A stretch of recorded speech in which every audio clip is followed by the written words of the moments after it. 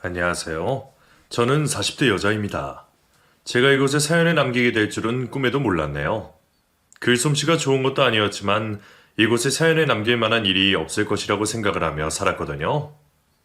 그런 제가 지금은 이렇게 사연을 남기게 되었네요. 어디서부터 어떻게 이야기를 시작해야 할지 막막하지만 그래도 속 시원하게 털어놓아 볼 테니 잘 들어봐 주세요. 제 꿈은 선생님이었어요. 수학을 전공했던 저는 선생님이 되어 많은 아이들에게 어렵다고 여기는 수학을 조금이라도 쉽게 알려주고 싶었었죠. 제 동생도 공부를 엄청 못했었는데 제가 가르쳐준 수학만 유독 높은 점수를 유지했었답니다. 그런 저는 당연히 수학을 전공하는 대학교에 갔고 그곳에서 선생님의 꿈을 키우며 열심히 공부를 하고 있었어요. 한 남자를 만나기 전까지만 해도요. 그 한 남자는 미래의 제 남편이 되고 의사가 된 악연 중의 악연인 사람이었죠.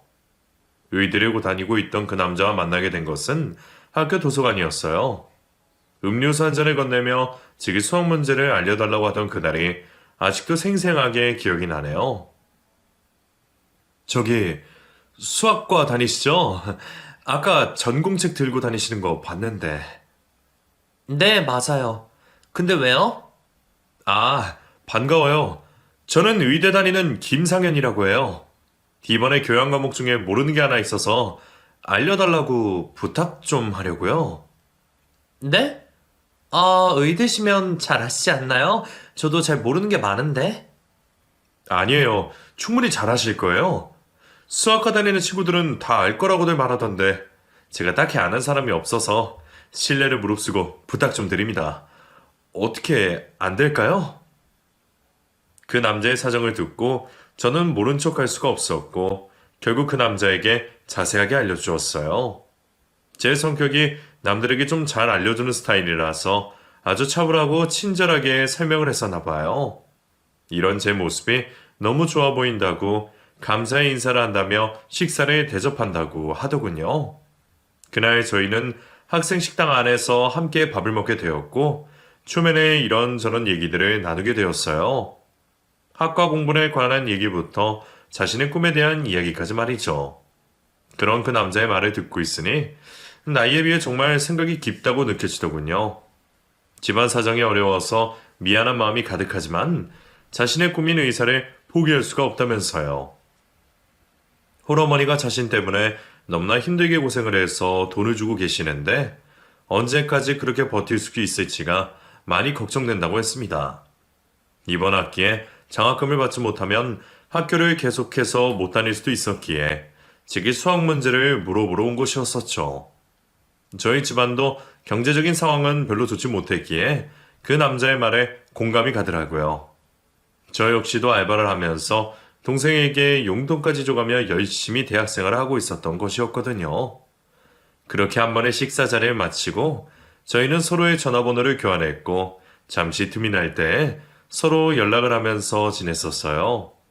둘 다 학교 도서관도 자주 가는 편이라서 일부러 시간에 맞춰 도서관에서 만난 적도 있었고요. 그리고 나서 1학기가 끝나는 시점이었는데 그 남자가 장학금을 못 받게 되어 다음 학기는 휴학을 해야 한다는 말을 하더군요. 그 말을 들으니 마음이 조금 좋지 않았습니다. 돈 없어서 학교를 못 다닐 정도가 되는 일은 지금 시대에는 없는 일인 줄로만 알았거든요. 학자금 대출 얘기도 했었지만 몇 번이나 학자금 대출을 받았었기에 갚아야 할 이자도 많이 있는 상황이라서 그것도 부담이 된다는 말을 하더군요. 마음이 조금은 좋지 않았지만 그저 그때는 남의 일이라고만 생각하고 넘겼죠. 그런데 방학 중에도 계속해서 학교에 나와 도서관에서 공부를 하고 있는 그 남자를 보니 제 마음이 많이 흔들렸습니다. 저도 자격증 준비를 하느라 도서관에서 자주 공부를 했었는데 그 남자도 저 못지않게 정말 열심히 하더라고요. 마침 제가 알바비를 받는 날이 되었길래 저는 그 남자에게 술을 한 잔 사준다고 했고 저희는 그날 저녁 삼겹살 집에 가서 맛있게 고기를 먹으며 술도 한 잔씩 마셨죠.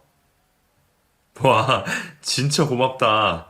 내가 다른 과 동생한테 이렇게 밥을 얻어먹다니 너무 미안한걸? 아니에요, 오빠. 저번에는 오빠가 밥 사줬잖아요. 오늘은 내가 알바비 받아서 사주는 거니까 맛있게 드셔주기만 하면 됩니다.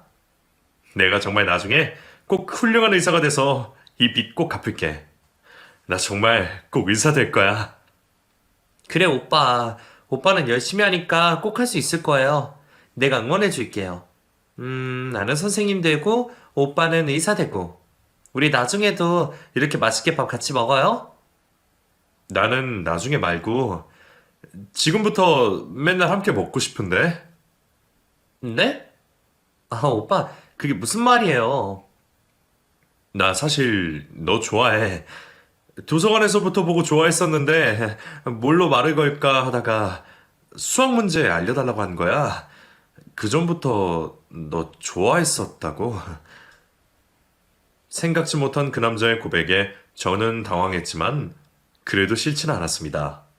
저도 그 남자에 대해서 안타까운 마음을 갖고 있었는데 그것도 어찌 보면 좋아하는 감정의 일부분일 수도 있겠다는 생각이 들더군요. 그날 이후 그 남자는 제게 적극적인 대시를 하게 되었고 저 또한 그런 대시를 받아들였어요. 그리고 얼마 지나지 않아 연인 관계로 발전하였죠. 제 나이가 그때 대학교 2학년 21살, 그 남자의 나이는 24살이었어요. 그 당시에 저는 한창 교사가 되고 싶은 꿈을 꾸며 살아갔었는데 남자친구에게 빠져들기 시작하면서 제 꿈에 대해서 점점 멀어지는 것을 느꼈습니다. 연인 관계가 된 남친은 제게 하나부터 열까지 의존하는 스타일로 변하게 되었고 저는 그런 남친에게 헌신적으로 대해주었거든요. 남들은 여자친구를 기다린다고 하는데 저는 늘 학과 공부에 치이는 남친을 기다리며 하루하루를 보냈고 급기야는 남친과의 데이트 비용까지 거의 다 제가 지불하게 되었지 뭐예요. 그때는 뭐가 그리 좋았던지 그건 역시 하나도 아깝지가 않다고 생각했어요. 남친은 술만 마시면 집안 사정에 대하여 이야기를 하며 눈물까지 보이는 때가 많았습니다. 나는 왜 의사가 되고 싶은 걸까? 그냥 평범하게 전문대나 졸업하고 공장에 취직했으면 우리 집 형편에 딱 맞았을 텐데 말이야. 우리 엄마 나 때문에 엄청 고생만 하시고 나는 나대로 학과 공부에 충실하지도 못하고 알바를 해서 학자금 빚을 갚아야 하고 나 정말 다 때려치고 싶다. 은미야 정말 때려치고 싶어. 오빠, 그러지 마. 그래도 오빠가 하고 싶은 꿈을 위해서 오빠 엄마가 열심히 돈 벌어서 뒷바라지 해주셨잖아. 그러니까 오빠는 열심히 공부해서 꼭 이루고 싶은 꿈을 이루면 돼. 어? 힘내. 내 처지에 무슨 의사야 의사는. 다른 애들은 부모가 돈 대주고 한약까지 지어주면서 공부시키는데 나는 집에 가도 마음에 드는 반찬 하나 없고 우리 엄마도 불쌍하고 나도 불쌍하고 이럴 때 동생 놈이 형 좀 도와주면 좀 좋아?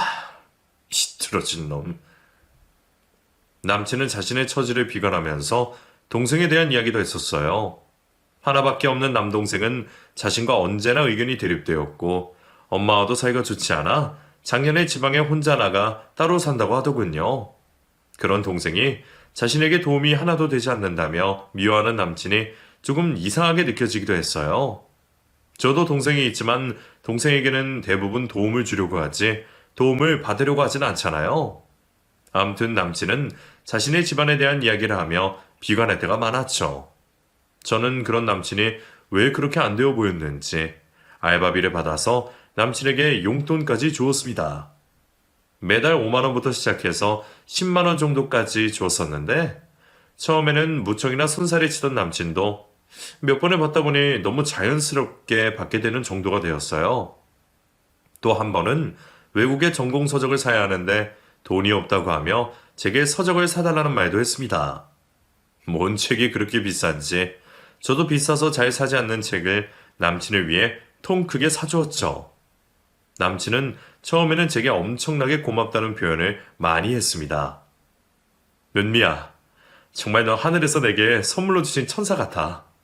너 없었으면 난 의사 꿈도 접었을 거야. 나 너무 행복하다. 세상에서 가장 행복한 사람이야, 나는. 이런 식으로 말을 하며 제 기분을 좋게 했어요. 저는 그런 말 때문에 더더욱 힘이 났었는지도 몰라요. 제 공부는 점점 뒷전이 되면서 알바 시간을 늘려서 남친에게 도움을 줄 만큼 말이죠. 더군다나 제 남친이 의대에 다닌다는 것을 알고 친구들도 얼마나 부러워했는데요. 친구들은 제게 나중에 의사 사모님이 될 것이라면서 하늘에 천원을 다 가졌다고 했습니다. 우리 은미 진짜 남자 잘 만났다. 어디서 그런 남자 만나니? 의사라니?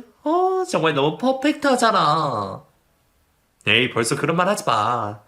이 사람 집안도 힘들어서 지금 아주 어렵게 공부하고 있어. 의사 돼야 되는 거지 뭐. 야, 의대 나오면 다 의사 되는 거지. 뭐 의대 나오면 나가냐? 암튼 무슨 일이 있어도 이 남자 꼭 잡아라. 그래야 네 팔자가 핀다고. 솔직히 너네 집안 형편에 의사 남편 만나기 쉽지 않잖아? 그러니까 지금 조금 힘들어도 눈 딱 감고 투자한다 생각해. 투자도 그런 고급 투자가 어디 있다니. 부럽다. 야, 부러워. 친구들의 이런 말까지 들으니 저는 더더욱 남친에게 헌신적으로 살게 되었어요. 덕분에 제 학과 성적은 엉망이 되었고 결국 대학교를 휴학하면서 알바에 더 많은 시간을 할애하게 되었습니다. 그 즈음에 저는 남친의 집에 인사를 드리러 간 적이 있었어요.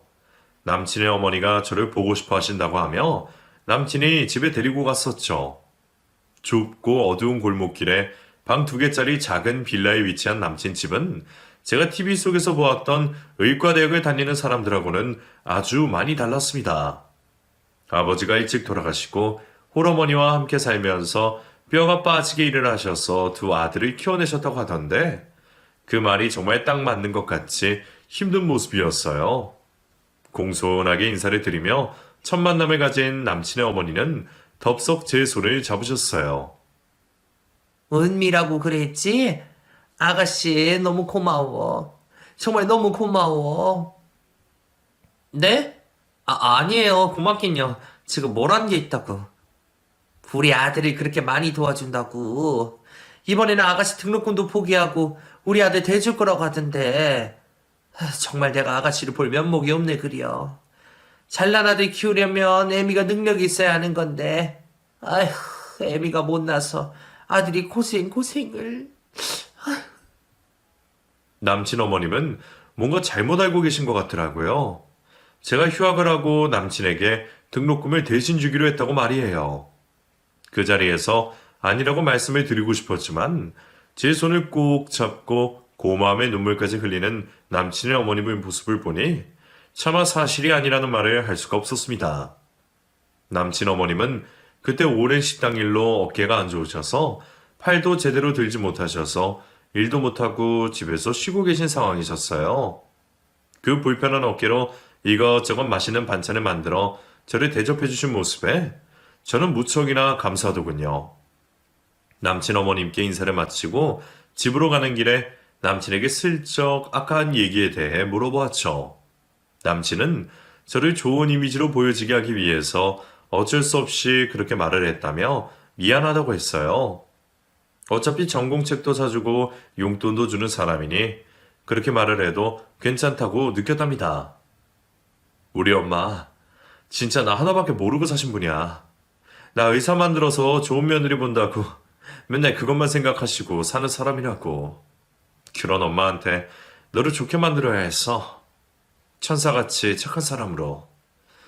저도 솔직히 집안도 별로고 그렇잖아. 우리 엄마가 괜히 그런 거 생각하면서 만나지 말라고 할까봐 그런 거니까 너무 마음 쓰지 마. 알겠지? 뭐? 오빠 그래도 그렇지. 그래도 그건 잘못 알고 계신 건데. 야, 그러다가 우리 엄마가 너 만나지 말라고 하면 어쩔 건데. 솔직히 나 의사 되면 좋은 집안 사람들이 병원 열쇠 가지고 기다릴 거라고 우리 엄마 엄청 기대하셨었단 말이야. 네가 그렇게 해서 나를 의사 만드는데 도움을 주는 사람이어야 반대는 안 하시지. 남친은 평소 자신의 어머니가 생각하고 있는 말에 대해서 하기 시작했고 역시나 제 친구들이 하는 이야기가 딱 맞다는 것을 알게 되었어요. 의사 부인이 되려면 최소한 경제적인 능력이 있어야 된다는 건 말이에요. 그 말을 듣고 화도 났지만 그렇다고 마냥 화만 내고 있을 수도 없더라고요. 저는 그 당시에 남친을 너무나도 사랑했고 사랑하는 남친이 꼭 의사가 되기를 바랬거든요. 어차피 저는 1년 이상을 학과 공부를 놓고 있었고 선생님에 대한 꿈도 점차 멀어졌었기에 남친을 뒷바라지 해주기로 마음 먹었습니다. 그리고 나서 제 생각에 대한 이야기를 하고 저희 부모님과 남친의 어머니를 설득해 결혼을 하게 되었죠. 남친은 결혼하고 나서 바로 군의관으로 군대를 다녀오게 되었고, 저는 그때 혼자 살면서 남친이 진 빚을 갚아나가기 시작했습니다. 학자금 대출을 받아 놓은 것과 더불어 제가 알지 못하는 주식으로 인한 빚까지 정말 말도 안 되는 금액을 혼자서 묵묵히 갚았죠. 훗날 의사 부인이 된다는 부푼 꿈을 꾸면서 말이에요. 저는 대학교도 졸업하지 못했기에 취직할 수 있는 회사가 한정이 되었고, 지인의 소개로 들어가게 된 곳에서 받는 월급이 많지 않자 주말에 중학생들 과외까지 하면서 돈을 벌었습니다. 저희 부모님은 이렇게까지 하는 딸의 마음을 이해하기는 힘들다고 하셨지만, 그래도 머지않아 의사가 될 남편을 위해서 딸이 선택한 길이니 이해해주기로 마음먹으시며 어려운 제 생활에 고기며 반찬이며 이것저것 사다 주셨어요. 남편은 이런 저에게 의지를 많이 하면서 살더군요. 자기 힘으로 할 수 있는 일도 제게 맡겨버렸고, 자신이 없는 동안 온전히 제게 시모의 생활비까지 책임져 달라고 했어요. 가끔 휴가를 나오는 날에는 시모를 위해 고급스러운 식당을 예약해야 한다면서 1인당 10만 원에 달하는 식사를 결제하게 했는데, 그런 행동이 처갓집에는 전혀 나오지 않았습니다. 남편은 은근히 저희 집을 무시하는 것 같더라고요. 더욱이 의사 공부를 계속해 나가면서 주변에서 결혼한 선후배들이 많았는데 제게 부럽다는 말을 많이 했었어요. 은미야, 너 그 수민이 알지? 내 바로 아래 후배 말이야. 걔 이번에 장가 가는데 호텔에서 결혼한다더라. 예식 비용이랑 신혼여행 비용, 거기 신혼집까지 모두 다 처갓집에서 대준대. 진짜 의사 사이는 아무나 보는 게 아닌가 보다. 그치? 어? 그렇네. 수민 씨는 정말 좋겠네. 좋은 집 여자 만나서. 그러니까 말이야. 아, 나도 좀 장가를 늦게 갈 걸 그랬나? 의사 면허만 따면 정말 좋은 집안 여자들이 줄을 설 텐데. 아이, 아까워. 남편은 고생이란 고생은 다 하고 있는 제게 이런 말도 서슴지 않고 있었어요. 그런 말들이 하나 둘 쌓여가며 저는 엄청나게 스트레스를 받고 있었는데, 임신을 했다는 걸 알게 되었습니다. 너무 기쁜 마음에 시모에게 찾아가 바로 말씀을 드렸는데, 시모는 얼굴이 사색이 되더니 제게 말을 하는 거예요. 아니, 너는 몸 관리를 어떻게 하는 게 있냐? 지금이 얼마나 중요한 시기인데 애를 가져. 네가 애 낳으면 돈은 누가 버니? 우리 아들 아직 의사 안 됐어. 의사 만들어야 될 거 아니야. 너 그거 약속하고 결혼한 거 아니냐? 나 그거 아니었음 너 같은 며느리 보지도 않았지. 어디 감히 의사 남편을 넘봐 넘보기를. 어머님, 저기 그래도 아이가 생겼는데. 예, 정신 차려라. 지금 이렇게 무너지면 의사 사모 되기도 힘든 거야. 더 이상 긴 말하지 않겠다. 알아서 해라. 시모는 단칼의 아이에 대한 반대 입장을 말씀하셨어요. 더불어 남편 역시 자신이 의사가 돼서 병원을 차려야 되는데 아이가 걸림돌이 될 것이라는 말을 하더군요. 그런 말을 듣고 얼마나 울었는지 몰라요.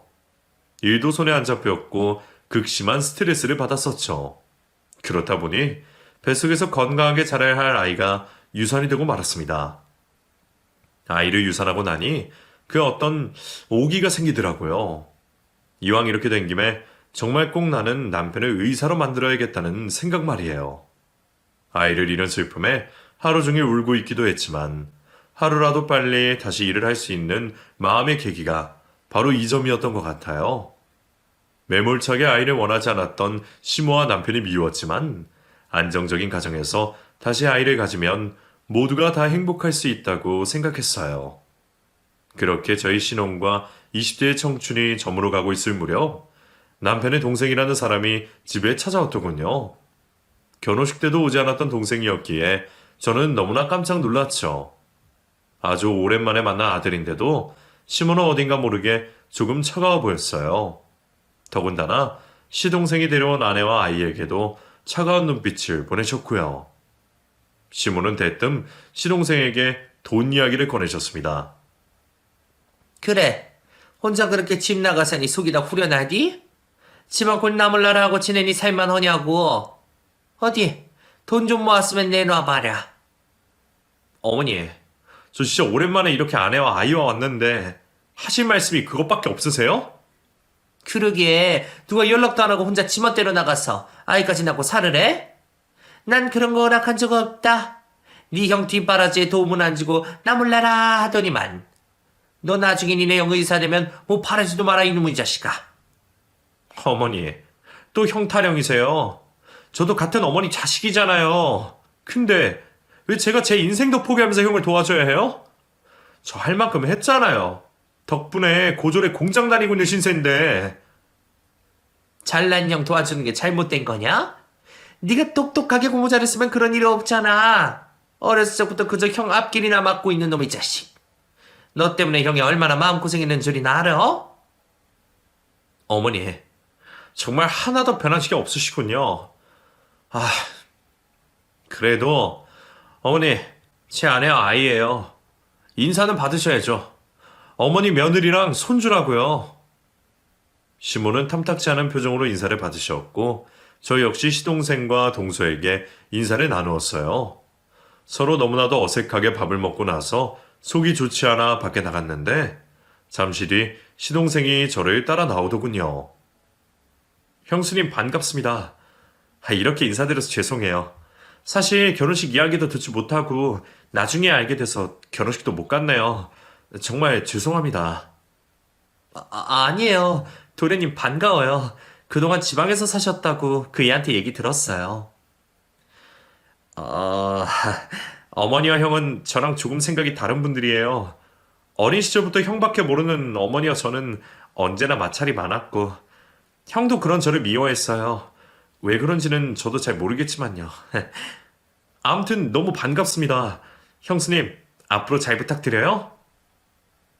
시동생은 시댁 근처로 집을 구해서 이사를 왔고 그 소식을 들은 남편은 고개를 절레절레 저었어요. 동생 때문에 자신이 어렸을 적부터 피해받은 것이 많다며 한숨을 내쉬었죠. 예전부터 느껴던 것이지만 정말 남편과 시몬은 시동생을 싫어하더군요. 어쨌든 저는 남편이 인턴과 레지던트 기간을 모두 끝내는 동안 정말 열심히 뒷바라지 시켰습니다. 남편은 레지던트 기간 동안 너무 바쁘다는 핑계로 집에 잘 오지도 못했었는데 그때 받은 월급으로 고급 승용차까지 뽑았더라고요. 아주 가끔 집에 올 때 입는 옷을 보아하니 명품 벨트에 명품 니트, 구두까지 온통 명품으로 휘어감고 왔었어요. 의사는 자고로 폼이 나야 한다서 말이죠. 화장품 하나 안 사고 옷 하나 안 사 입으면서 남편의 빚을 갚던 제 모습과는 너무나 다른 모습이었어요. 남편이 받는 월급은 자신의 몸치장을 하고 시모가 그동안 고생을 했으니 돈을 줘야 한다는 핑계로 제게는 단 한 푼도 주지 않았습니다. 아주 가끔 생색내듯이 20만 원쯤 용돈을 준 것이 전부였죠. 이때 눈치를 챘었어야 하는 건데 바보같이 그냥 남편 말만 믿었습니다. 너무 바쁘다며 병원에 찾아와도 만나기 힘들다는 말만 믿고 진짜 그대로 일만 했어요. 남편은 점점 집에 오는 횟수가 줄어들었고 급기야 한 달에 한 번 정도 올까 말까의 정도가 되었죠. 뭐만 물어보면 짜증부터 내고 저는 잘 몰라서 그런다며 무시하는 남편에게 저도 점점 지쳐가고 있을 때쯤 남편은 모든 레지던트 과정까지 마치게 되었고 전공으로 산부인과를 선택하였습니다. 참으로 많은 시간이 흐르면서 저는 남편 뒷바라지에 최선을 다했고 남편은 드디어 정식으로 전문의의 자격을 갖추게 되었어요. 그리고 나서 얼마 지나지 않아 남편은 갑자기 병원을 개업한다는 말을 하더군요. 아니, 당신이 돈이 어디 있어서 병원을 개업해? 그걸 당신이 알아서 뭐하게. 있으면 있는 줄 알아. 뭐? 아니, 병원이 어디 문방구도 아니고 가게 얻는 비용부터 어마어마하게 든다고 하는데 그 돈이 어디서 났냐고? 난 도대체 이해가 안 돼. 당신이 지금 타고 다니는 자동차도 그렇고 왜 그렇게 나한테 비밀이 많은 거야? 예전에는 안 그랬잖아, 당신. 어? 말 좀 해봐. 아이씨 답답해. 야, 네가 의사에 대해서 알면 얼마나 안다고 꼬치꼬치 캐묻게. 그냥 그러면 그런 줄 알라고. 능력 없는 처가 집에서 못 해주는 돈인데 알아서 뭐 하냐고. 저는 정말 화가 머리 끝까지 났습니다. 대학 졸업도 포기하고 평생을 뼈 빠지게 돈 벌어 시모 생활비까지 벌어다 바쳤더니 이제 와서 저런 식으로 저를 대하다니요. 뻔뻔해도 유분수지 정말 너무하잖아요. 아주 많이 화가 난 상태로 저와 남편은 거의 말도 하지 않고 몇 달이 지났고 남편은 병원 준비로 바쁘다며 문자 한 통만 보내놓고 집에 잘 들어오지 않았어요. 이런 제 마음을 알아주는 건 시동생과 동서뿐이었어요. 이해하기 힘든 남편과 시모에 대해서 여러 가지 얘기를 해주면서 뭔가 심상치 않은 일이 일어나고 있다는 것 같다고 귀뜸까지 해주더군요. 남편과 시모는 둘이서 비밀 얘기를 쑥덕이면서 이혼에 관한 이야기를 하는 것 같다고도 말했습니다. 시동생은 제가 흥분하지 말고 정확하게 알 수 있을 때까지 일단 기다리자는 말을 했고 하루하루 간을 조리며 살던 저는 그렇게 남편의 병원 개업식에 참석하게 되었습니다. 그리고 그 자리에서 정말 충격적인 일이 벌어졌어요. 시모는 그 자리에 어떤 배가 남산만하게 부른 여자를 데리고 왔었는데 이 여자가 앞으로 의사 부인이 될 것이라면서 제게 소개까지 시켜주는 겁니다. 저기, 저 인사하거라. 여기 우리 아들 병원 차리게 도와준 사람이다. 네? 그게 무슨 말이세요, 어머님? 아니, 너는 귀가 먹었느냐? 우리 아들 병원 차리게 해준 사람이라고. 이분 집에서 다 돈 내줘서 병원 차렸다고. 여기 봐봐라. 뱃속에 버젓이 우리 아들씨까지 임신해 있는 거. 저는 그 순간 차갑게 얼어붙어 버렸어요. 도무지 이게 무슨 말인지 이해가 되지 않았죠. 귀가 멍멍해지면서 아무 말도 들리지 않았죠. 정신이 희미해지면서 비틀거리는 저를 시동생이 옆에서 부축해 주었어요. 형수님, 괜찮으세요? 정신 좀 차려보세요, 네? 형수님! 희미하게 들리는 시동생의 목소리에 그나마 조금의 정신을 차릴 수가 있었어요. 시동생은 시모와 뻔뻔한 남편의 행동에 할 말을 잃고 말을 했어요. 아니, 형 어머니, 어떻게 이런 일이 있을 수가 있어요? 형수님이 여기 버젓이 있는데 어떻게 이런 짓을 하냐고요? 사람의 탈을 쓰고 어떻게... 아니, 이놈의 자식이 또 어디라고 끼어들기를? 아주 지형 일망치는 데는 일인자여. 입 다물지 못해? 이놈의 못된 자식 같으니라고. 어디서 남의 집 자식이 끼어들어서 말이야. 지 부모 다 죽고 불쌍해서 데려다 키웠더니 은혜를 이딴 식으로 갚어? 어머니, 그게 무슨... 병원 안은 그야말로 난장판이 되었습니다. 남편의 상간녀는 배가 남산만하게 불러있는 상태로 뻔뻔하게 저를 째려보고 있었고 시모와 시동생 그리고 남편은 뒤엉켜 실갱이를 벌이며 목소리가 높아져 있었죠. 그리고 또 그런 저희 가족의 모습을 바라보고 있는 간호사 선생님들과 가게 옆과 근처의 지인들이 자리하고 있었습니다. 저는 도무지 뭐가 어떻게 돌아가는지 모르는 상태로 멍하니 서 있었는데 상간녀가 갑자기 배를 움켜잡으며 진통이 시작되었다고 하며 그 자리에 주저앉는 거예요. 배야. 아유, 배야. 애 나올 것 같아. 괜찮아? 얼른 여기 분만실로. 간호사들 뭐예요? 빨리 산모 모시지 않고. 상간녀는 그 길로 진통이 시작되어 아이를 낳으려 분만실로 들어갔고 남편과 간호사들은 빨리 분만을 준비하였습니다. 시모는 이제 곧 자신의 의사 아들의 씨가 이 세상에 나올 것이라고 말하며 매우 상기된 목소리를 하였어요. 아이고야, 이제 곧 우리 의사 집안 씨가 나오게 생겼구만. 아이고 좋아라. 아이고 좋아. 저는 시모의 얼굴이 악마같이 보였어요. 그토록 제 손을 잡고 고맙다고 하며 자신의 아들을 도와달라고 할 때는 언제고 이제 와서 이런 쓰레기 짓을 하는 걸 보니 정말 열 길 물 쏘고 날아도 한 길 사람 속은 모른다는 말이 딱 맞는 것 같았습니다. 어머님, 어떻게 이런 짓을 하실 수가 있으세요? 어떻게 사람의 탈을 쓰고 어떡해요? 제가 이 집에 씹어서 뭘 잘못했어요? 뼈 빠지게 돈 벌어서 남편 학자금 대출부터 어머니 생활비까지 벌었는데 어떻게 제게 이럴 수가 있느냐고요. 어떡해요. 어머 무섭다 얘. 네가 좋다고 해놓고 이제 와서 뭔 소리야. 내가 시켰어? 네가 했잖아. 네가 좋아서 한다고 한 거지 않냐. 근데 어쩌냐? 아무래도 너는 한계가 있는 것에. 의사 남편한테 내쫓기기 싫으면 그냥 잠자코 있어. 알겠냐? 그 순간 시동생은 병원 안에 있던 화분 하나를 번쩍 들어올려 바닥으로 내동댕이 쳐버렸습니다. 그리고는 말했어요. 이런 쓰레기 같은 집안에 더 이상은 못 있겠네. 형수 갑시다. 어서 이 더러운 곳에서 나가요 당장. 시동생은 화분을 던지고는 제 손을 잡고 밖으로 나왔어요. 그리고는 이대로 물러설 수는 없다고 하며 상간녀가 아이를 낳으면 유전자 검사를 꼭 해보자고 하는 겁니다. 더불어 자신의 유전자 검사도 해봐야 할 것 같다면서요. 저렇게 돈 많은 집에서 유부남인 자기 형을 위해서 이렇게까지 해줄 리가 없다고 하는 거예요. 어느 멍청한 집에서 법적으로 혼인한 유부남의 아이를 임신한 것도 모자라 병원까지 떡하니 차려준답니까? 돈이 썩어나는 것도 아니고 말이죠. 그때까지만 해도 정신이 멍하니 아무 생각도 나지 않았는데 시동생의 말을 들으니 그 말이 맞는 것 같더라고요. 그 후로 시동생과 동서 그리고 저는 남편과 아이의 유전자 검사를 진행했고 더불어 시동생과 시모의 유전자 검사도 함께 진행하게 되었습니다. 유전자 검사를 위해 남편의 병원에 다시 찾아왔고 상간녀는 아이를 아들에 낳았더군요. 시모는 입에 귀에 걸려 병원을 지키고 있다가 저희를 보고 말했어요. 여긴 또 뭐하러 기어와. 잠자코 집에나 처박혀 있을 것이지. 앞으로 이 병원에는 얼씬도 하지 말아라.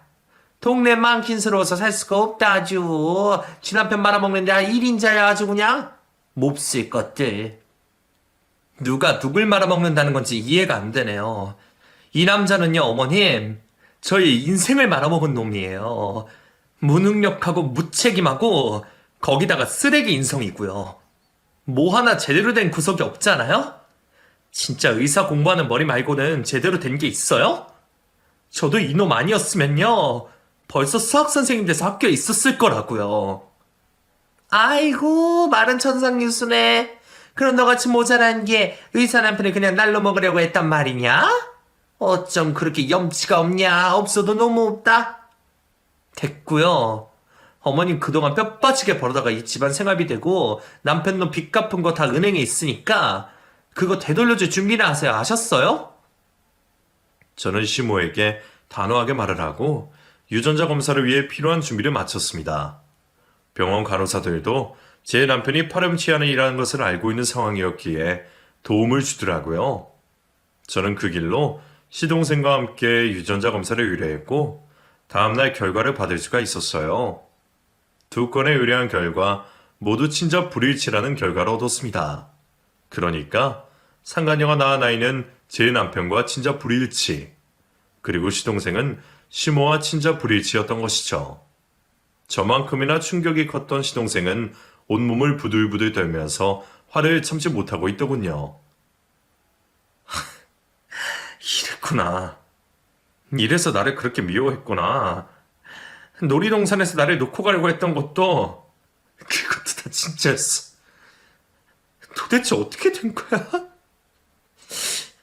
아, 형수님. 죄송해요. 이런 못난 모습을 보여서. 형수님도 힘드실 텐데 제가 도움도 못 되고. 아니에요, 도련님. 무슨 말씀이세요? 저는 더 이상 충격받을 일도 없는걸요. 생각해보면 제가 너무 바보같이 살았던 것 같아요. 이미 애초부터 남편이란 작자는 제게 관심도 없고 오로지 자기 의사가 되는 수단으로 생각했던 건데 제가 못났죠. 하지만 이 결과를 보고 아마 그놈도 그놈 엄마도 적잖이 충격받을 거예요. 사람이 죄 짓고는 못 산다더니 꼴 좋네요. 그래요, 형수님. 제가 도울게요. 제 지인 중에 변호사님이 계시는데 그곳에 가서 이 상황을 모두 말씀드리고 도움을 받자고요. 얼른 가봐요. 제가 끝까지 도와드릴게요. 그렇게 저와 시동생은 바로 변호사 사무실로 향했고 이혼을 향해 달려나갔습니다.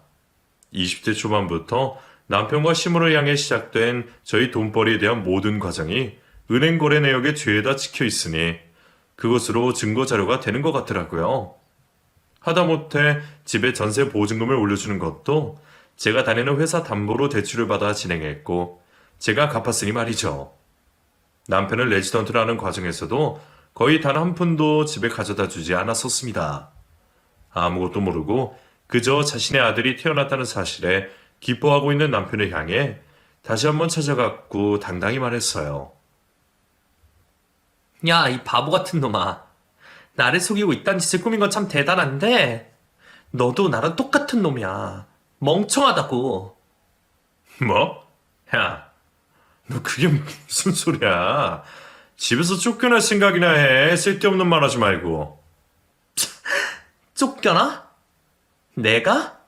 그 집 내 돈인데, 네 빚 내가 다 갚았고, 여태껏 생활비랑 니네 엄마 생활비까지 다 내가 갚았는데? 똑똑히 들어. 나랑 살면서 네가 번 돈은 코딱지만큼도 없으니까 알았냐? 그리고 불쌍해서 말해주는 건데 저기 저 애기가 진짜 네 자식으로 보이냐? 이 바보 멍충아? 너 무슨 쌍소리 그렇게 하냐? 미쳤어? 아, 진짜 못 배운 것들하고는 애초에 상종을 하지 말았어야 하는 건데. 아휴. 똑똑히 봐. 저 애가 누구 자식인지. 네 피가 코딱지만큼도 안 섞였다고 여기 나오지 않냐 이 바보야. 미쳤다고 너한테 병원을 왜 차려주겠어. 그거 다 저 여자 합법적으로 의사 부인시키려고 꾸민 거 아니겠냐? 너 그렇게 머리가 안 돌아가냐? 딱 봐도 그림 나오는구만. 어디서 임신해 갖고 와서 의사 사무자리 만들어주려는 거. 아이씨, 이게 정말 미쳤나? 못 믿겠으면 이거. 이 결과지 보고 얘기하고.